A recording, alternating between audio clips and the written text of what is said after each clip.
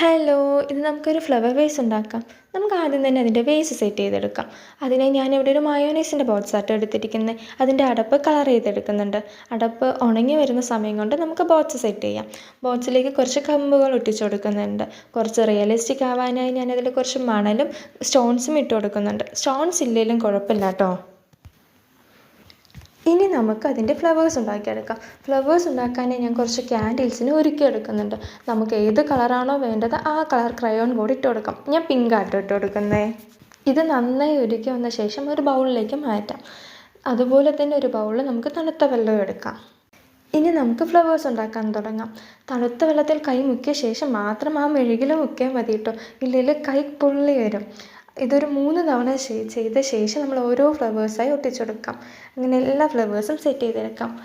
അവസാനം നമുക്കിത് നമ്മൾ പെയിൻറ്റ് ചെയ്ത് വെച്ച അടപ്പിൻ്റെ മുകളിൽ ഒട്ടിച്ചു കൊടുക്കാം. എങ്ങനെയുണ്ട്? നിങ്ങൾക്ക് ഇഷ്ടപ്പെട്ടോ? നിങ്ങൾക്ക് വീഡിയോ ഇഷ്ടപ്പെട്ടാൽ do like, share and subscribe. Thanks for watching.